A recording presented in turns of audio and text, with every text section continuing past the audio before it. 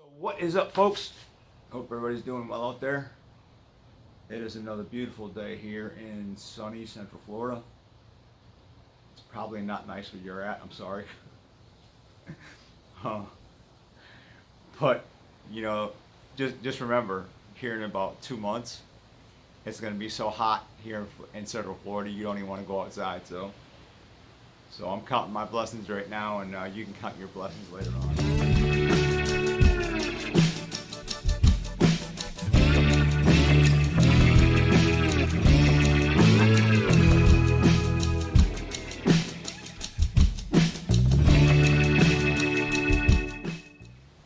So yeah, I hope everybody's doing okay. We are doing all right here. Actually, kind of a sad note. So, been talking quite a bit about preparations in previous SITREPs, and one of the things that we had to consider when we got the bad news was,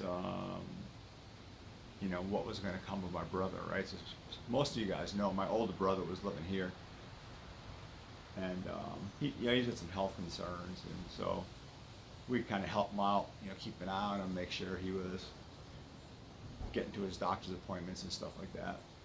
But not knowing how long I'm going to be around or what the future's going to bring, we decided that it's best to get him to a location early to make sure he's in a safe place. He's got all the assistance and the support he needs, and get him there early.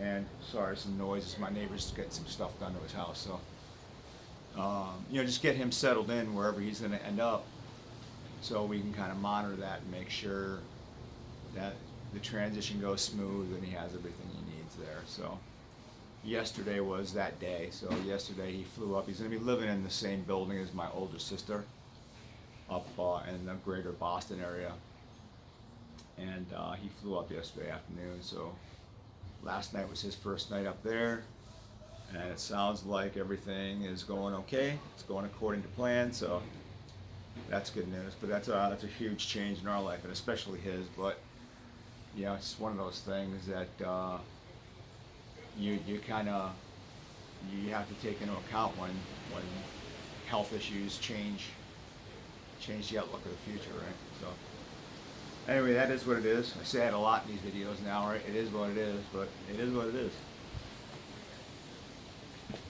So on the brighter things, decided that it's time to kind of slow down and smell the coffee. So most of you guys know I retired in 2014 from the Army after a nearly 30-year career, and moved down here into Florida in May of 2014, and that lasted about 30 days, and I had to go back to work. Just couldn't. There's nothing else in the house to fix. I don't have that many hobbies that I'm passionate about. Like, I play guitar, I might take up golf, but how much guitar playing and golf can you do, right? So I got a $10 an hour job. I went back to work, just delivering medicines for a living. And from there, the following January, I ended up getting hired. I worked at the Shades of Green Resort on Walt Disney World. I was there for about a year and a half. We had a change of management, and things were going in the opposite direction that it was from the previous regime, and I decided it was time to go. And it worked out for the better. I actually went back to school, got my degree, and ended up going back to work for the Army again, or with the Army, I shouldn't say for. So, but anyway, since then I've retired from that as well. I didn't retire, but I basically stopped work. I said that a couple of videos ago. So now I'm just finding myself, and kind of enjoying the finer things in life. So one of those things is coffee, right? So you can get the K-Cups are great. You slap it in there if you want a cup real quick, and it's easy. Comes out nice and hot. It's clean. It's simple. No fuss, no foul. But if you really want to do it right, you got to get the French press and all that stuff, right? So looking into it, I didn't want to mess with the French press. I decided to go with the dripper one, right? So here's the kind of some of the equipment that I got. And so I grind my own beans and stuff. So today, or no, let me back up. So I went on Amazon. I love Irish cream. I always put this international coffees, I guess it is, Irish cream flavor. I call them foofies. So I put those foofies in my coffee. And I was on Amazon and I came across this Irish cream flavored coffee beans. I'm like, well, that's got to be good, right? So I ordered that. And they didn't deliver that. Amazon actually shipped me cherry cream. And I went to return it, said I could not return it. It was non-returnable, so I ended up having to call Amazon. But thank God, Amazon has a customer service phone number. You can actually call and you can talk to somebody. Now the guy's name, he said his name was John, but he sounded like he was in the Philippines or something. I don't know. There's a lot of Catholics in the Philippines, you know, John the Apostle. So maybe his name was John. It sounded a little fishy. I'll just say that. But anyway, John hooked me up and I got a refund. So, but since then I decided to try these cherry beans. But I don't know. It's not great. I was underwhelmed, you know. So I decided to go to Sprouts. It's a local organic place here, kind of like a Whole Foods kind of deal. And went there and got some Colombian, regular old organic Colombian coffee beans, a light roast. I got some decaf for my daughter. She's trying to stay away from caffeine, but I got her some French vanilla. And yeah, we'll see how that goes. But so it's a whole, I'm not gonna call it a hobby, but it's kind of a hobby, right? There's a little bit to it. You want to make sure when you grind your beans, you use a ceramic mill, because the ceramic doesn't impart heat to the bean. You don't want to put heat into the bean or your grind. You have to mess around with the grind to get that right. You have to get the right, equipment. I got a stainless steel dripper, so you put your quasi-coarse, mid-grain coarse is what I use for my dripping, for my grind. And then you have to get the little foofy pourer. So you got to pour the water over there. The water has to be around 200 degrees Fahrenheit if you're doing it right, which I'm not exactly all the way doing it right, but I'm still working it out. But it's kind of fun, so we'll see. I'll give you an update in the next SITREP of how my coffee, my coffee enterprises are going. But yeah, there's that. What else we got?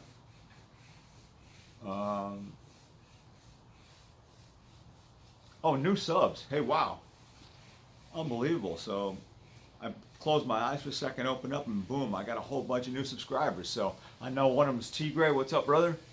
Glad to see you there, sir. Hope everything's well. Now you know I'm a Mustang guy. Whatever happened to your 64.5, whatever it was? I never seen that thing done. You ever finish it? Send me some pictures or something, brother. Yeah, so T. Gray's out there.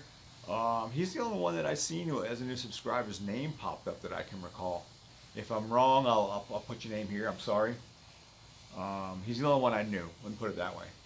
But if you don't have a Google account, then when you subscribe to my channel, your name won't pop up, and I won't know who you are. So, but yeah, whoever you are, I hope you're an old friend, or if you're someone that I don't know from back in the day, then hopefully you're just somebody that's keeping an eye on me now, and you don't have cancer, right? If you have cancer, that's okay too. I'm glad you found my channel, and I hope some of the information here helps you out.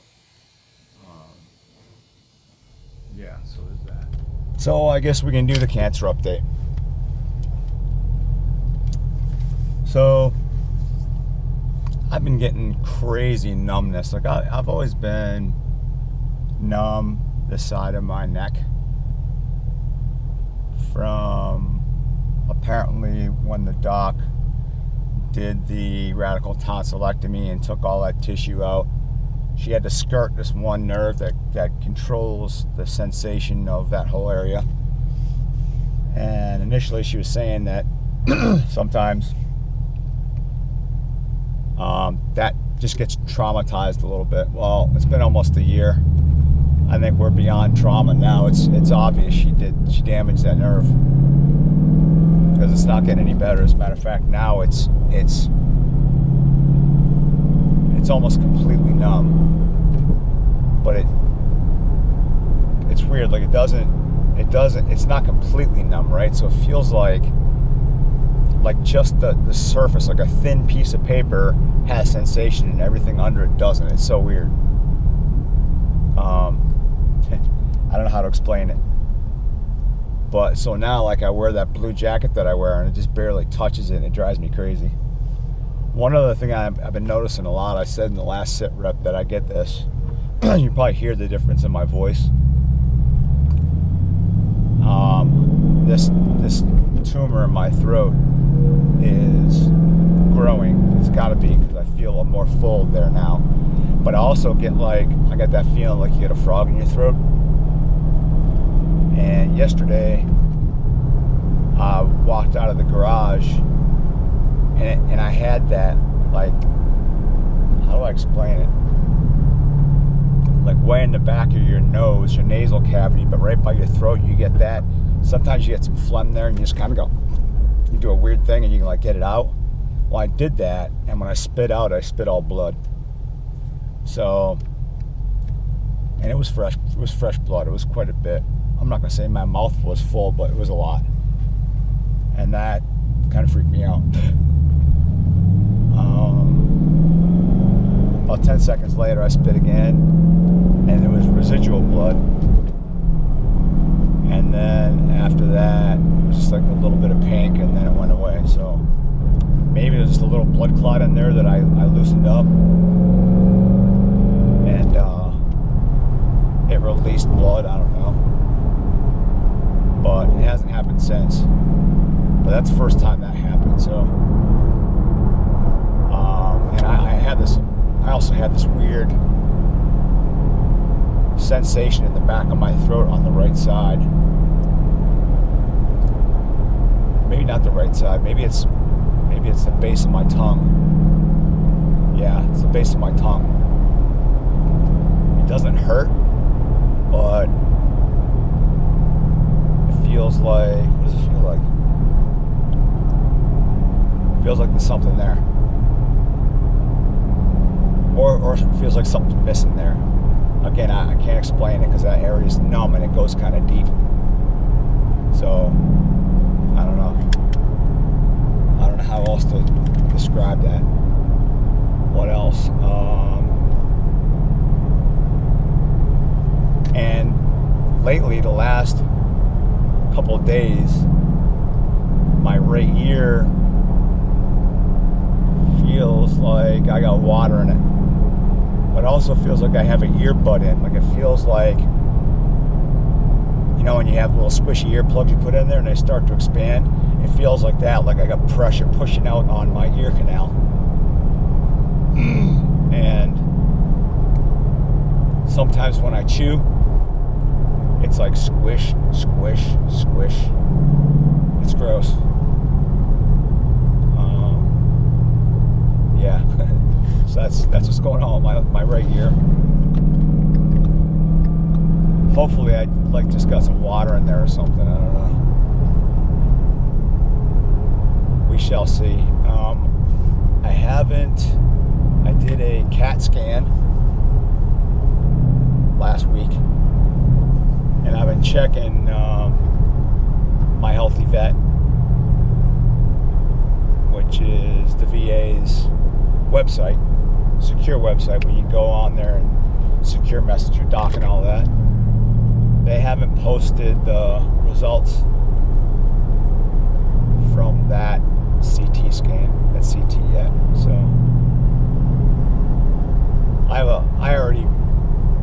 I'm 95% sure it's gonna show that the tumor in my throat is growing for sure. There's no doubt in my mind. I don't know what it's going to say about my chest yet, but throat, definitely.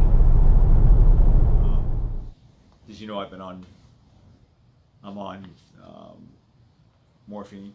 I take morphine. Last week I started taking it every 3 hours. So before I was just taking it for my stretching exercises I would take. I was up to 100, and I am up to 120 milligrams of morphine for when I do my stretches, because I still have lockjaw. So every night I do my stretching exercises, 120 milligrams for that, and then I take 15 milligrams every 3 hours just to kind of take the edge off the pain. And then I take 30 milligrams before I go to bed and 30 milligrams when I wake up. So the pain is right where I've been saying it is. It's not the lower right quadrant. My wife corrected me. That's down lower than where my pain is. Your lower right quadrant is way down in your abdomen. Mine is up right at the base of my rib cage. So on the base of my rib cage, but toward the front of my body. It's there, and also straight back toward the back. So that's that whole area there. And then again, it's just below my chest, my right breast, I'm sorry, just below the rib cage. So that's that. I think that is it for the cancer update. I think that's enough though, right? Yeah, that's enough of that crap. Critter Cam. So, pretty exciting. The camera that's mounted about 10 feet to my right on the pool filter housing. Might have to move that because there's not a whole lot of activity over here. But the one in the back on the tree by the water, man, that's been panning out some gold. Some pretty cool stuff. So we got this guy right here. Call him Waddles. He seems to give us footage pretty regularly, almost every night. It's an opossum. I'm not sure it's the same one though. This particular one is the best video I have of it. And it looks bigger than the other days. And then we got this guy here. Initially I thought was a dog, but no, it's a coyote. See how squirrely it is when it runs by? And then the piece de resistance is this. Now, you can tell, I'll show you, so these pictures, you can see by the little stripes on its back here. And also these dark markings on the back of its ears. It's obviously not a domestic cat. And also this picture here, where, look at the width of its chest. Originally I thought maybe this is a domestic cat, because there's nothing out there in the field of view that you can kind of get a reference to, to get an idea of the size of this cat, right? But, you know, based on the width of its chest, that stripe on its back, and its markings on its ears, I figure it's got to be wild, right? So, but there's only 2 wild cats here in Florida. Mountain lion, or panther, which is large and tan. This doesn't look nearly that large. And baby panthers have spots, right?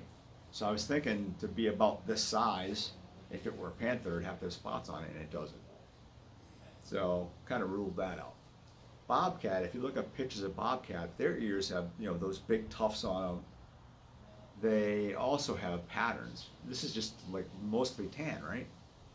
So I couldn't figure it out. So I made some phone calls and got a hold of Lauren Barth.